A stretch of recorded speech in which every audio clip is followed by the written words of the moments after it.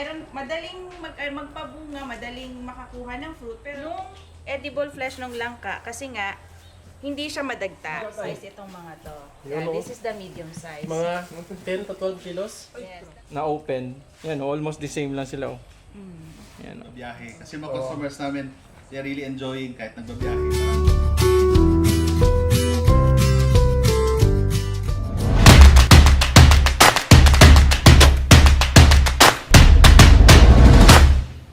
So yun mga totoong mga Inday, andito tayo ngayon sa kanilang plantation ng J33 at sa likod po namin si Sir Joseph na po mag-explain kung gaano nakatanda itong J33 na ito, sir. Yes. Sige. So dito po natin malalaman kung ano yung characteristic talaga mga idol dahil sabi nga kanina 18 months po mga idol, mag-bear na po ng flower yung G33 at ito is 17 months. Yes, Yes, opo. yes. Oo. So sa ating mga viewers, mga Toto Inday, no, ay itong tanim namin na sa likod, we planted this March of last year, 2025. So ngayon, August, nasa 17 months na siya. So kung manotice ninyo is matangkad na siya, may ilang feet na siya. And ang gusto kong isang emphasize din dito, Sir Kenneth, Sir Dan, kung tignan nyo, talagang uniform yung growth niya. Kita nyo, yan sa kabila. So yun yung sinasabi ko, pag large planting materials yung ginagamit natin, expect mo talaga na uniform yung growth ng tanim natin.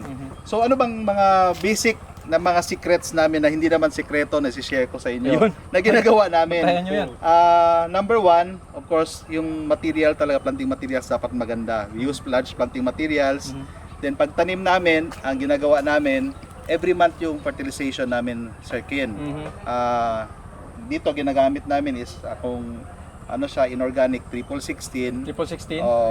Naglalagay kami monthly. So kung sa Ilonggo pa, Sir Dan, Bitsin-bitsin. ginagmay, pero Kanunay. bitsin-bitsin. So parang bahala na pa konti-konti pero regular. So let's say pagtanim namin, we start with 10 grams for the first quarter, let's say January, February, March. 10 grams yun. After another quarter, 15 grams. So we increase by 15%. Kasi nasanay kasi tayo noon na we apply every 3 months or 6 months. So ginagawa namin dito monthly. Since planting up to 2 years. 2 years. Yun monthly. Para mabilis talaga yung kanyang growth. Pangalawa, we apply organic matter every 6 months. 25 kilos. Pwede chicken dung, pwede vermicast kung ano yung available. 25 kilos per... Tandaan nyo po yung mga Three. totoong Inday, ha? Dami no? Every 6 months. Mabilis siya. And then lastly, talaga may water system talaga. Para kahit may tag-init, katulad ngayon, medyo mainit naman, so may patubig tayo. So meron tayong micro sprinklers dito. Ayun. So makikita natin, may micro sprinklers tayo dito. Nako-cover niya mostly yung kanyang root zone niya. Yun ang importante eh. Kasi meron tayong drippers, meron tayong micro sprinklers, and meron din tayong malalaking head na sprinkler. So this can deliver more or less 40 liters every 30 minutes. Oh, Oo, So dami ah. in 1 hour, nasa 80 liters siya. liters. So yun yung ano niya. So ito kaka-apply lang nila din ng abono. So ganun lang kakonti. Ganun lang kakonti. And then yung sinasabi ko kanina, yung type of soil namin dito, kung na-notice niyo, ito medyo mabato. Clay ito actually. Matigas ito. Ganito yung type of soil namin. Pero in spite na ganito yung type of soil namin, matigas ito pag tag-init, binabara mo, talagang uuntol yung bara. Matigas siya. Pero pag tanim namin, Sir Ken and Sir Dan, malaki yung butas namin. 60 centimeters by 60 centimeters. Ganun din kalalim, 60 centimeters. So yung lupa, hinahaluan namin ng mga organic matter. And yung rice hull din. Kung maka-notice nyo, dito matigas, pero dito malambot. Yan o, yan. Ito na yung mga organic matter. Yes, o. Kaya ma-notice mo, medyo malambot dito. Ito nga o, nandito pa nga yung Rice roots. hull with chicken dung or... Yes, Sir Dan. Tingnan mo, Sir Dan, oh, nandito yung roots niya, kahit nasa root taas hairs lang. niya. Pero dito matigas, kasi ito pa yung during sa aming planting point. Talagang, tinatawag namin, ini-enrich namin yung planting point. 60 cm po. Yes po, oo.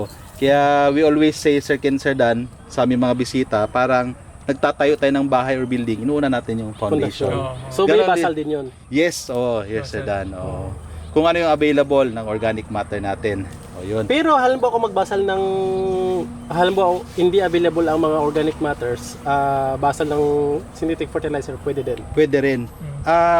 Ginagamit namin itong Sir Dan, itong rice hull. Actually wala namang nutrient yung rice hull. Pero what's good with rice hull, pag nami-mix mo sa soil, hindi nagbabalik compact. So medyo buhagag siya. So for the next 6 to 8 months nagdi-decay yung rice hull, yung root natin kahit maliit na roots is yung penetration Makabuelo na ng siya. yes, mabilis siya. Ayun. Ayun yung kaya yung rice hull available kahit saan at very Yes. cheap. Oo. Madaling apply.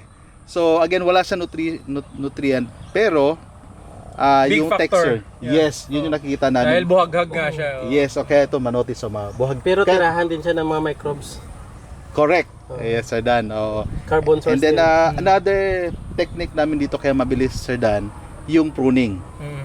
Once pagtanim namin, after 4 months, nagpo-prune na kami. So ganoon kaaga, no? Ito, ganyan ito, na-prune na to. Kung Ito. nakikita nyo, ang design natin is isang Ganda. main apical or main trunk. Oo. And then ito na yung lateral branches niya. So every 4 months from planting, tinatanggal na namin yung mga tertiary branches yung nandito sa loob. So ang purpose ng pruning is of course, yung energy, yung nutrition ng tree is diretso pataas Taas.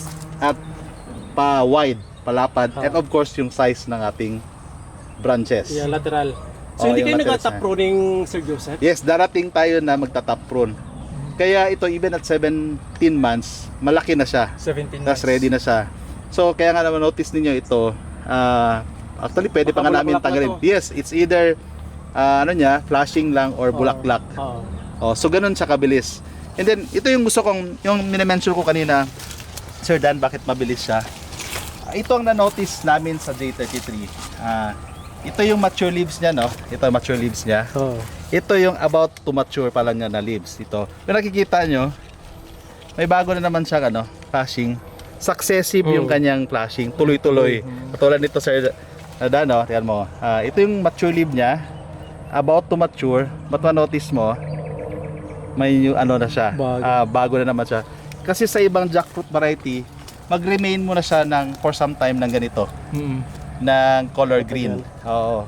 After mag-mature niya, saka siya puputok ng bagong set of flashing. Kaya makita niyo yung color niya from afar. Ito yung color niya, different May dark green kasi mature na, about to mature, and may new Kaya mabilis siya, Sir Ken, itong J33 na variety. Grabe ka kapalang Malaki. dahon, no?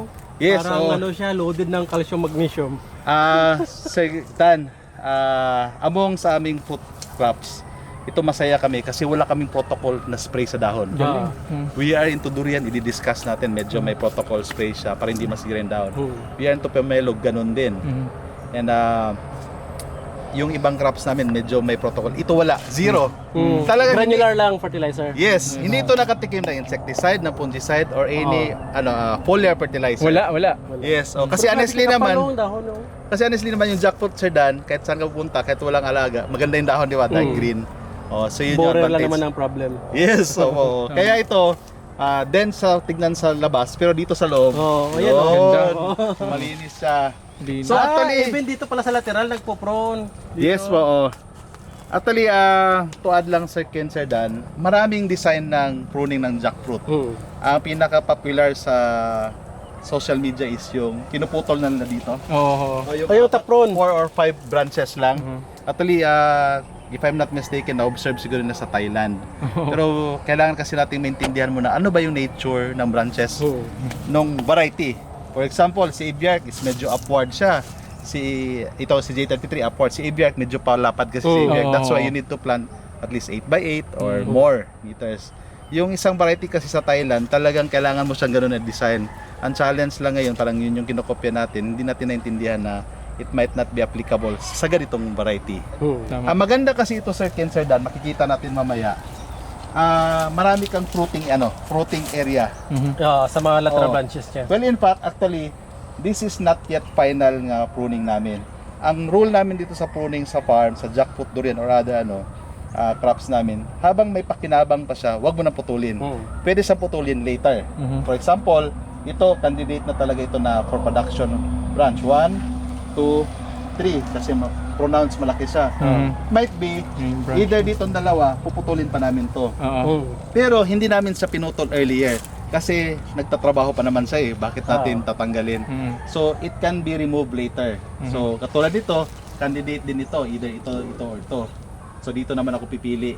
So, while growing pa siya, importante kasi sa kanya yung balance ng branches at ng leaves para mag-support sa overall tree. Ang problema sa overpruning, yun yung instead na magiging beneficial, nagiging maging bansot siya. Bansot. Oo, yun yung Wala nang mga dahon na tira. Yes, so actually victim din kami ng ganun dati, pero mas naintindihan namin, it can be removed. Pwede pa naman sa sunod. Oo. So yun yung ano natin. So punta tayo doon sa Sige. production area. Yun. Mas old. Mas ma-picture out nila. So yung mga technology ng Ito Farm. Yung dahil, ano sabi yung partner? Hindi pa like 3 years, pero ganito lang ang product ko. Yan mga totoo mga Inday, andito pa rin tayo sa Triple P Farms at dito yung mga nagpo-produce na talaga partner ng mga G33. Yes, so at kasama pa rin natin si Sir Joseph Pamplona. Kaway kayo tayo, sir. At meron na naman po silang nasa 3,000 na punuan na G33. Tama po ba, sir? 2,000 lang yun. Mga 2,000 na punuan ng J33, mga totoo mga Inday. So ngayon dito, ito na talaga yung mga nagpo-produce ng ano nila J33 fruit, no. So mga 3 years old na po ito. Magti 3 years old this August. This month. This month. This month, Yun. 3 years Tama, siya. tama mga totoo mga Inday. So yan, sir, ano ba ang ano natin dito? Bakit sabi nyo kanina expected natin mga 15 lang, pero bakit dito nasa ilang piraso na dito? Marami na masyado. Yes, of course, no. Welcome naman sa ating ano. Ngayon nasa under jackfruit tree na tayo. At Yes. least hindi na mainit. Yes. Oh, yes. Dito May silong na. May silong na siya, mas malamig na. So dito po mag 3 years na itong ano, buwan ng August na ito. Originally, production area namin to ng in-arching for Okay. propagation. So natanim namin to ng 5 by 5 meters lang. Oh. So parang natuwa din kami sa simple discovery namin na even si J33 can be planted closer. Oh, 5 So, 5 by 5. 5 by 5 kasi ito 5 by 5 lang to. 5 by 5 and 5 by 6. So, nung natapos na kami sa production namin ng in-arching, ginawa na namin for fruit production. So, as I've said, 18 months lang namumulaklak na ito. The 22nd month, meron na tayong first harvest. So, kung ma-notice ninyo, evidently naman talaga marami siyang bunga. Yes. So, yan, marami siyang bunga from tree number 1 hanggang doon sa dulo. So, pare-parehas lang yan siya. So, siguro try ko explain kung ano ginagawa namin dito. Sige po, sir. Oo. So again, sabi ko po, yung type of soil namin dito, medyo clay talaga, Sir Ken and Sir Dan. Ito, yung soil namin matigas, dito may mga bato-bato. Kapag katag-ulan, matubig ito, madikit. That's why, meron kaming mga kanal. Kasi ang suggestion po namin, Sir Ken and Sir Dan, sa aming mga farmers, na kapag mag-prepare ng farm, dapat resilient yung farm sa extreme na weather ng tag-init at extreme na tag-ulan. Kapag tag-ulan, yung excess na water lalabas doon sa mga canals. Hindi siya mag-stagnant dito. Kasi pag may water stagnant, affected yung growth, affected yung food production, at medyo mas mataas yung pest incidence noon sa root rot. And kapag tag-init naman, kapag kakulan ng ulan, siyempre meron din tayong water system. Ito. Kaya meron kaming ano dito, mga DIY lang na water system, no. Kami lang gumawa nito. Pero nakita namin na very effective, no.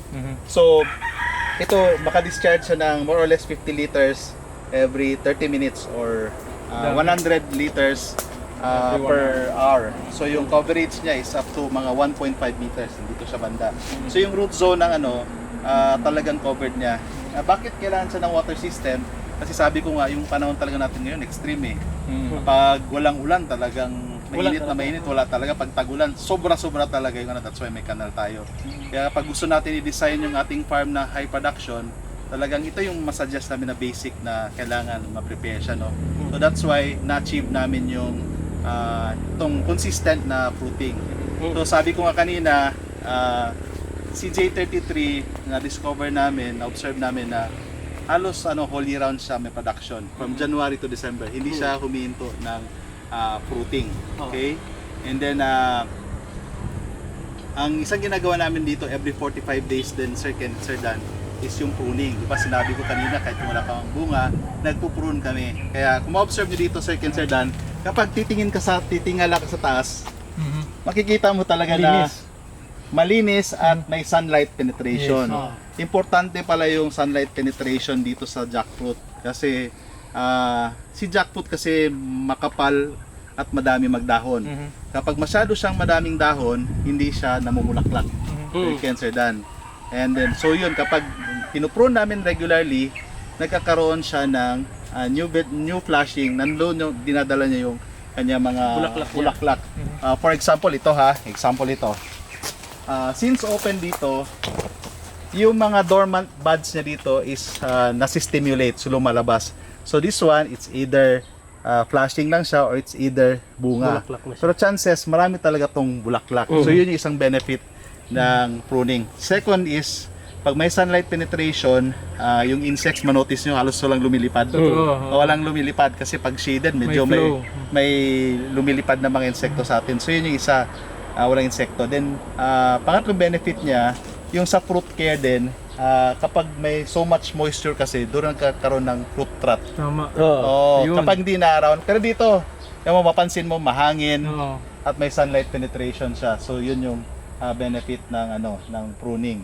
So kaya na-influence niya rin na almost whole year round siya na may production, may bunga siya. So siyempre pag may production tayo, Sir Ken, Sir Dan, parati tayong may harvest. May kita Yun, tayo. May kita tayo. So yun yung masaya tayo. Ay, hala, ma-interrupt lang muna kita, sir. Totoo nga, mga idol. Ito, imagine, di ba sa langka, kapag may bunga na siya, stop na yun siya, hindi na siya mag-flowering. Correct. Pero ito siya na mayroon siya mga Tuloy-tuloy. bunga, ito na yung fruits niya, Nag-start flower. Oo. Good observation, Sir Dan. Ito Oo. siya. So, yun talaga mga idol na hindi nga pala siya mag-stop kung every 45 days may pruning, which is applicable sa G33. Yes, confidently kasi nag-research and development na kami dito. Yun yung na-observe namin sa kanya. Good watering, pruning, and of course nutrition. Siyempre pag marami siya mamunga, Sir Dan, dapat ma-support din natin yung nutrition niya. So dito, ang ina-apply lang namin is complete na 16 pa rin at high in potassium and of course magnesium and boron din. Calcium, yun yung mga micro niya. So natutuwa talaga kami dito sa farm na ito, unang tinaniman namin. Kasi nga, kahit hindi ganun kagandahan yung lupa, ang dami niya pa rin mamunga. Doon sa ibang farm namin, mas matindi pa yung fruiting doon. Kasi pag namumunga siya in 1 point, Sir Dan, 3, 2, 5, so kailangan pa namin mag-thin out. So dito kahit papano, kahit hindi ganun kagandahan yung lupa, tuloy-tuloy siya. So single yung bunga niya. So yung sabi ko sa iyo kanina, Sir Dan, Sir Ken, yung 30 fruits per tree per year, masyado nang mababa yon, very conservative, times 10 kilos per fruit. So 300 kilos yung napoproduce ng isang tree. Minimum pa yon, ha? Minimum. So ito, 3 years pa lang ito. So ganun kami ka-confident na yung yield very talaga achievable, kayang-kaya. Wala namang sekreto dito. Pero yung yung sweetness niya, sir, may factor ba yung mga mga sanga, mga dahon? Yes, I think parang yung quality naman ng fruit is attributed sa overall pag-alaga natin sa puno. Ganon din yung sa leaves niya, sa pruning niya. Importante rin din natin ma-overprune. Sabi ko nga, just enough na may sunlight penetration siya. So yun. Kasi yung ibang jackfruit, pag tinitingala mo, talagang shade lahat. So yun palang advantage ito. Mabilis siya mag-produce ng new set of bulaklak niya. Yun. Saka na-observe ko dito, ubos pala lahat ng sanga dito, sir, no? Doon lang Sa dulo. Yes, may, may dahon. Good observation din yun, Sir Dan. Hindi niya kailangan ng maraming sanga at hindi niya kailangan ng maraming dahon. Just enough to support lang yung So yun yung pinapag-aralan namin dito. So far, it works for us na ganito yung design. Di ba sinare ko kanina doon sa ating production area, yung parang Christmas tree design. Yun yung final design talaga namin. But dito kami natuto kasi sabi ko nga dating in-arching area namin to. So medyo magulo, di ba? Wala siyang design. Pero kahit papaano, yung objective na mamunga kada branch is nandun pa rin dahil sa magandang sunlight penetration dahil sa pruning. Kahit yun, maliit pa, may bunga na siya, tingnan niyo po mga idol. Yun, kung isipin mo, parang ilan lang, hindi na ata nakaabot ng 5 meter, no? Pero marami pa siyang bunga. Ayun. Pero ngayon- bakit siya dito, net siya, hindi siya Yes, sako? Sir Ken, Sir Dan, explain ko, lipat tayo doon kung bakit Tara, sige po. yan ang ginagamit namin. Dito po tayo mga idol. Usually kasi sa langka, either sako or yung plastic ng saging ang binabalot. Pero dito sa Triple P Farms, bakit parang mosquito net siya? Yes, maganda yung tanong mo, Sir Dan, Sir Ken, no? Kami po, nagsimula din kami sa sako. Kasi nakikita namin sa ibang jackfruit farmers, sako naman talagang ginagamit. So I observe, kasi yung sako nasa bahay lang, hindi natin ginagamit. So yun yung binabalot natin. So nakita namin sa sako pag minsan contaminated, baka may may madumi yung pinaglagyan. So paglagay mo sa jackfruit, madadamay yung bunga. Pangalawa sa sako is hindi mo nakikita kung ano nang nangyayari sa loob. So most of the time, pagdating natin, ano na pala siya, overripe na siya o lata na siya kasi hindi natin nakikita. So maganda rin yung cellophane, yung impregnated cellophane na ginagamit sa Cavendish at sa Lakatan. Bakit siya maganda? Number one, mura siya, available siya sa agri-supplies. So yun din ang ginamit namin for some time. But ang pinakamalaking disadvantage na observe namin sa farm, pagbalot kasi namin, yung cellophane kasi masyado siyang madikit. So yung moisture niya, ng natural moisture during night time hanggang madaling araw, siyempre basa yung fruit. Since may cellophane siya, matagal siyang mag-dry. Yun yung nakita namin. Especially dito sa ano niya. Ano nga sa Tagalog sa Dan? Pungango. Pungango. So dito nagsistay yung water. Kapag may water dito nagkakaroon ng fruit rot. So kapag cellophane kasi dito nakabalot siya, siyempre medyo tight yung cellophane, naka-loose lang siya dito, hindi dumidikit yung cellophane, so hindi nadadry ito. Tas especially dito kasi malalim to pag mature na eh. So dito nagsistay yung tubig, so nagkakaroon ng fruit rot. So isip kami, ano namang pinakamagandang material. So nakita namin sa Vietnam, ang maganda is this one, fruit net. Mabuti na lang available sa Shopee, Sir Dan. Oy, makabili nga. So number one advantage nito is mura. This is only 35 pesos yung isa. And ito ginagamit namin ng many times na. Siguro more than 10-20 times na magamit mo siya. So Hindi tingnan siya mo yung masira, no? Kasi para mosquito net. Mas makapal pa sa mosquito net. yes, basically para siyang mosquito net, so matibay siya. Number one, mura siya at available. Okay.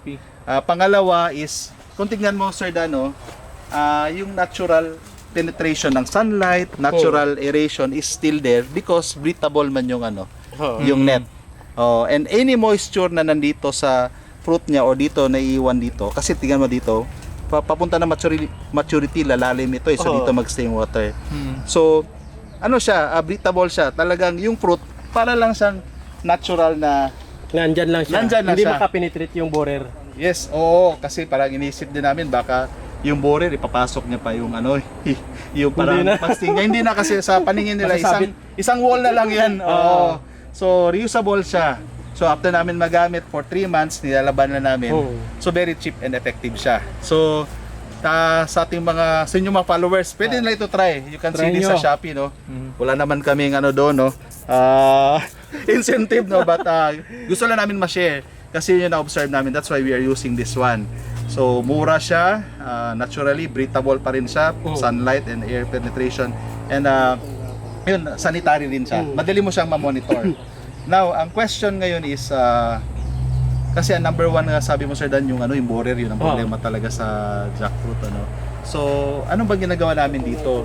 So, kasi wala lang tayong male and female dito ngayon. Pag lumalaki yung fruit ng up to 1 feet, we documented kasi yung age nun is about 35 days na from pollination. Just like any fruit, meron talagang pollination, may male and female. So pag anthesis na siya, na-pollinate na siya. Kagaya nito. Yes, pollinated na ito siya. So kapag lumalaki siya ng 1 feet tall na siya, that's the time binabag namin. So any fruit na mabag namin from Monday to Saturday, one color yun. Parang saging din. Color coding. So paglagay mo sa calendar mo, ito na week, ito yung binalot mo. Then you would count from 1 feet, more or less 90 days, magmamature na siya. 90 days lang siya. 90 days. 90 days plus 35 days, that's more or less 125 days. So for example, ito, nabalot na nila Ito, binalot to nila July 27. So ito na yung size niya. Okay. So this is a very good example kung ano yung size ng pagbalot na. So ito pwede na to siya mabalot kasi fully na siya. This week, 1 foot. Hindi pa siya maburer, sir. Maganda yun. Kasi sa Ito. aming observation, Sir Ken, Sir Dan, pag too early, baka hindi pa nag-pollinate. Masyado pa siyang bata. Pag too late, baka maborer na siya. Okay, so yun yung documented namin. Well, in fact, ngayon, Sir Dan, may R&D kami dito na gusto namin i-try na walang balot. Pero may protocol spray lang siya weekly. Pero but so far, since cheap man yung material natin, pwede nating balutin siya. So ito, Sir Ken, ano pa ito? Wala pa to siyang borer. Kaya dagta lang siguro. Dagdag. Kahit ikutin mo tong farm, halos di ka makita ng borer dito. Kasi importante nga talaga yung yung right Quality. timing ng kailan babalutin. Tama. At saka may personal experience ako dito, Sir Joseph, sa itong sa sako. Ang na-observe ko kasi pag sa sako hindi siya makakita ng sunlight, mas matamis yung nakakita ng sunlight na prutas versus Yes, doon yes, sa yes. Oh. nabalot siya ng sako. Oh. Sa personal experience ko lang. It might be true din talaga, Sir Dan, kasi parang katulad ito natural lang siya eh. May sunlight siya, may nahanginan siya. Kasi yung isa ko parang medyo nare-restrict yung sunlight at yung yung aeration. Oo. So ayun. Yes. Grabe ito, tatlong Tatlo. piraso. Sa isang Ay, apat na pala, narbisan na yung isa oh. harvest na yung isa. Ito. Yan, imagine mo. Buti sir, hindi siya ma-collapse yung lateral branch niya. Actually, sir, that's why yun yung design namin, one apical or one main trunk. Kasi later on yun, yung mga branches niya, doon namin ditatali yung magbabanting kami. Katulad dito, yung kabilang production namin nakabanting na siya. So each branch will support each other. Kaya nga yung na-mention ko kanina, yung isang design na parang puro laterals, ang magiging challenge ko dito is breakage. Oo. So para to avoid breakage, kailangan mong tukuran ng kawayan. Kaya nga sabi ko, sa tingin ko naman walang mali sa mga any design ng pruning. Meron na siyang advantage and disadvantage. Isa nakita mo disadvantage yun kapag let's say minimintin lang 4 na branches lang o 5, breakage. Kapag may breakage ka, yung 4 mo nagiging 3. Sunod-sunod Tatlo pa magiging naman 2. yun. Oo. Yes. Sunod-sunod na. Another one, to avoid breakage, kailangan mo siyang tukuran. So pag tukuran mo siya, cost yung kawayan, cost yung installation. So okay lang yan, Sir Dan, parati ko sinasabi, okay lang yan pag garden yung farm mo, may 2-3 ka lang. Paano kung 100 yung tanim mo, 200? Ano rin yun, ilang piraso rin yung kakailanganin mo. So yung materials at yung yung labor. Yun. Yes. So marami pa tayong mapupuntahan mga idol at makikita dito sa likod. So bawat step natin, iba't ibang techniques from Sir Joseph po ng Triple P Farms. Yes, Yan, lakad so, tayo. naman tayo. Lakad. So, sa fruit care sir, yun, meron lang siyang ganito lang. Wala nang ibang intervention. Meron pa rin siyang intervention, Sir Dan. Meron kaming light lang na spray na insecticide and copper-based fungicide. Once every 10 days. Ayun. Sa fruit lang, kaya... Kahit ula sa dahon. Yes sir, yun lang ang maganda talaga sa jackfruit. Kasi kapag may spray pa kami sa dahon na ito, manotice itong yung niya, yung balat niya, yung bark niya. 'Di ba parang color green? Kasi pag may fungicide ka to, talaga mawawala to eh. So talagang ang spray lang talaga namin is sa fruit lang, dito lang. Fruit only, wala sa bark, wala sa branches, and wala din sa leaves. So ibig sabihin, mas less yung ating labor, mas less yung ating cost, at mas parang environment friendly pa tayo. Ano schedule niyo doon, sir? Every 10 days. 10 days. Ano lang, kahit cypermethrin lang, low dose lang. Panglanggam-langgam. Correct. Pero gladly, Sir Ken and Sir Dan, wala talaga kaming spray sa dahon. Wala kang makikitang traces of Usually aphids kasi sa parang millibugs. Correct. Yun na-observe namin, Sir Dan, na kapag maganda yung ventilation, yung sunlight, malesen din. Kaya dito hindi ka makakita ng ng millibugs. Yes, so Mag-darken kasi yung ng langka. dahil sa sooty molds. Pag may millibug ka, meron yung ooze niya, doon pupunta yung sooty molds, itim-itim. So, Pero wala namang effect kasi talaga yung sa bunga. pangit sa tingnan. So, kung bibenta mo na whole fruit, parang hindi siya attractive. Hindi siya presentable. Yes, hindi katulad nito, tingnan mo talaga pag wala tong net daw siya, hamis good siya, or makinis. Nag-abort din kayo sir ng pangalawang bunga niya like ito. Yes. Hindi ba sayang? Kasi yun nga ang namin Sir Dan eh. Kahit bibigyan lang tayo ng 30 fruits per tree, at least nabigyan tayo at hindi rin siya ganong stress yung puno. That's 20 fruits pala or 300 kilos. 20, For us, enough na yun at this age. Pero quality. Yes, quality. Pero kung dalawa sir, anong mangyayari? Pag minsan kasi Sir Dan, parang gusto natin na marami talagang bunga, pero nagsasuffer yung health din ng tree. Kahit i-support mo ng fertilizer?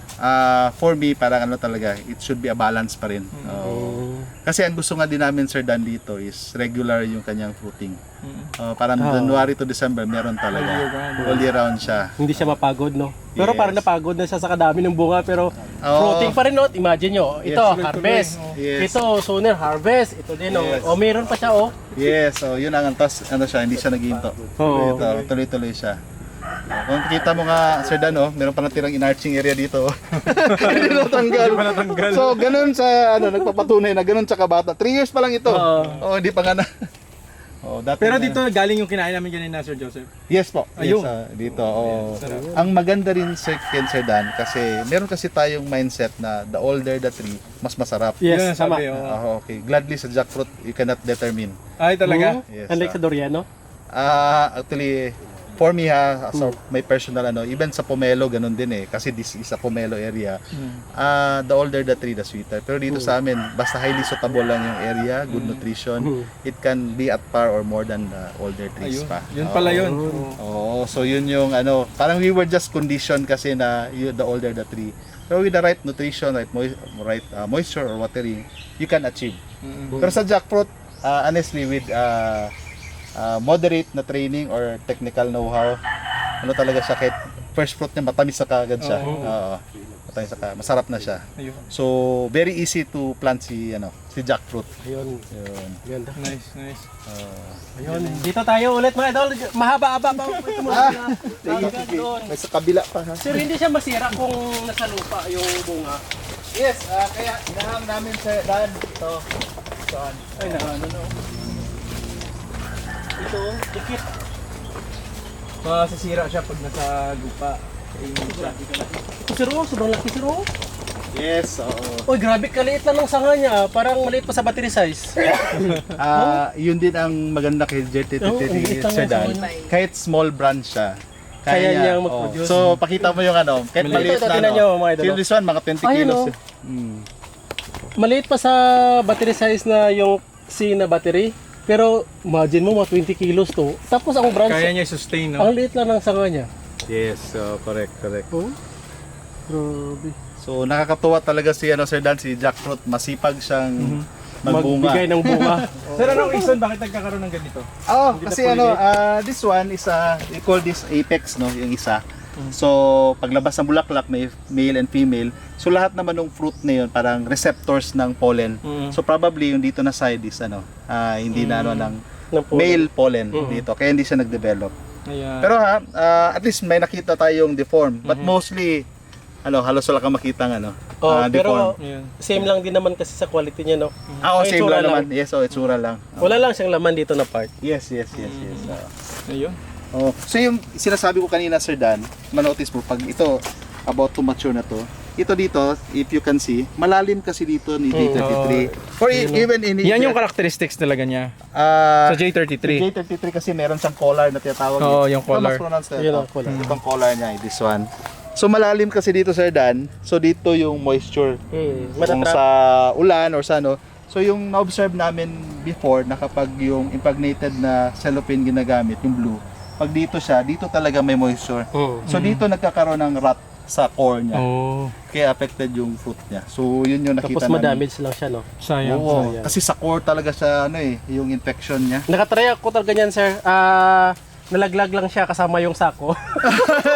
Kasi Pero sira na dito- pala siya. Yung pungango niya, Oo. sira. Kasi dahil yan sa infection dito. Tapos, mayroon din ako kasi siyempre dalawa siya, nilagay ko sa sako, nalaglag yung isa, Oo. yung nasira. Yung nasira. Tapos, nagdikit siya dito sa katawan ng isa, eventually nasira din yun. Yes, so yun yung At least ito, madali mong ma-monitor. Madali mo makita kung ano lang nangyayari sa loob. Clear. Ay, grabe ka daming bunga, no? Oh, ito. Tapos, may mga susunod pa, oh. Ito. Tuloy-tuloy.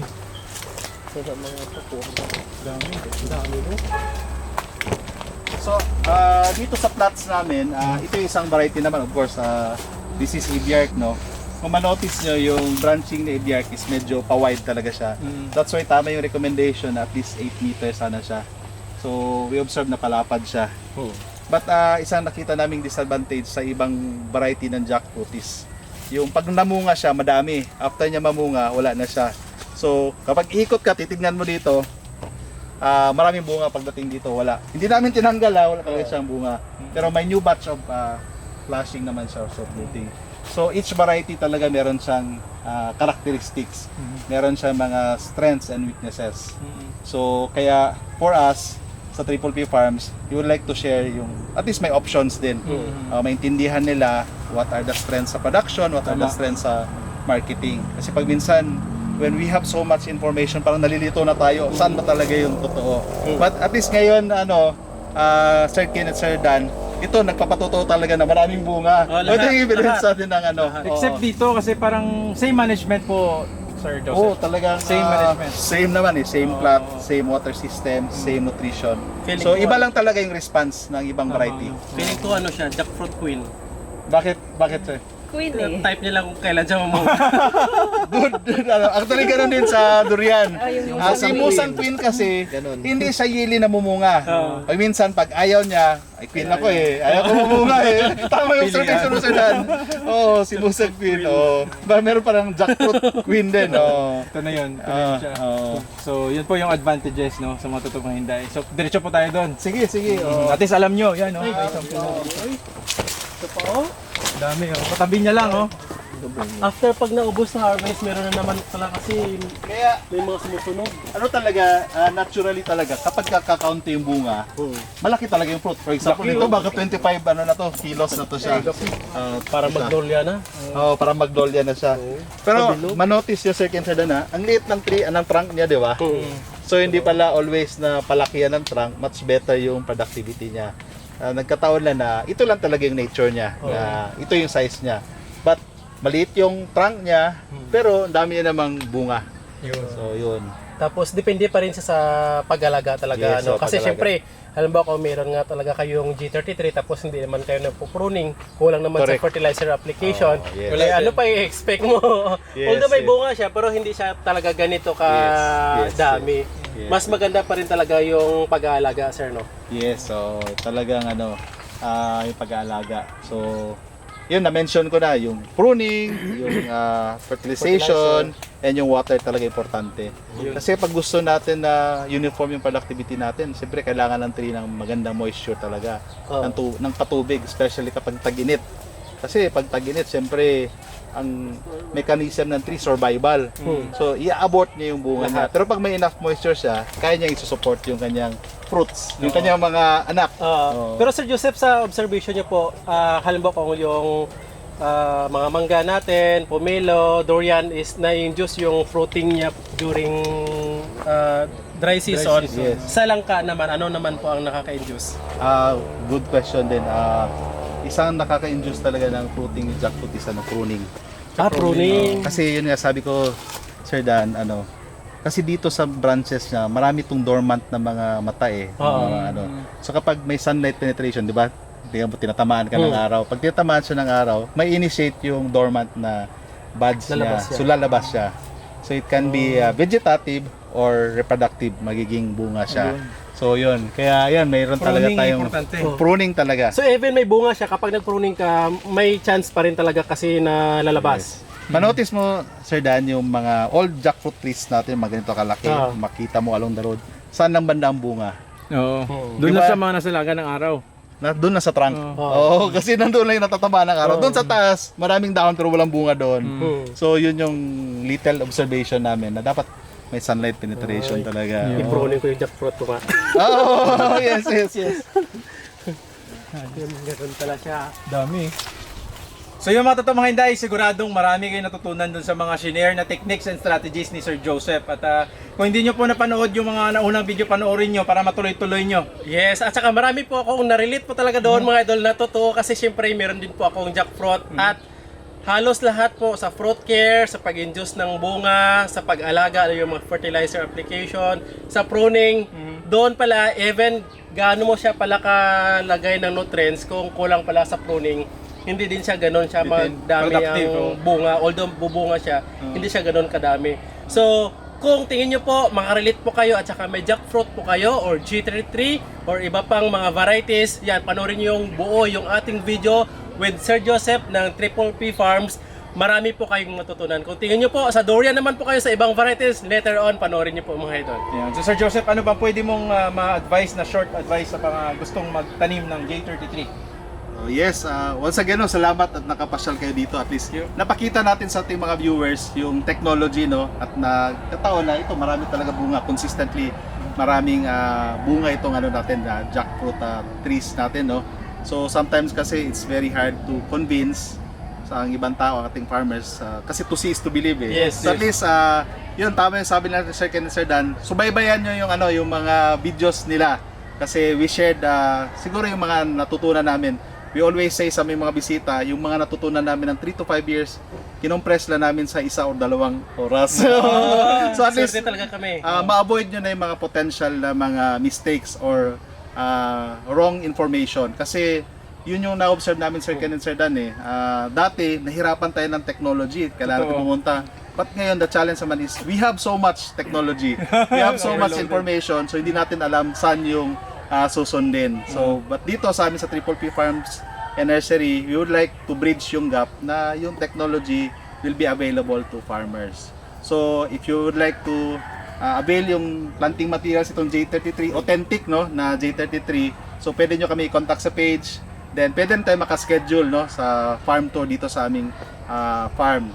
So, ngayon, jackfruit. Later, coconut and durian. Ayun. Mas marami-rami pa mga idol. So stay tuned po mga idol. Kung napanood nyo yung video natin ngayon, panoorin nyo po yung mga next upload po namin about sa durian at saka sa coconut namhom. Yeah. So mga totoong mga Inday, please follow Triple P Farms. At saka kung gusto nyo mag-visit, visit kayo. At saka matikman nyo kung makahabol kayo ngayon. Meron pa silang kakaunti, limited stock ng Musang King. Yes. Yeah, so, saka mga iba, may Musang Queen pa. So yun mga totoong mga Inday, please don't forget to subscribe ang channel po namin, Pinoy Palaboy. Click the notification bell. At para sunod-sunod, next time, kayo din na farm ang mabisita namin tulad ng Triple P Farms. No? Yan. Mula yan dito sa Barangay, ano nga sir? Dalapitan. Dalapitan, Matalam, North Cotabato. Happy farming mga idol! Kaway-kaway! See you on the next video. Kaya punta tayo doon sa kabila. Sige po.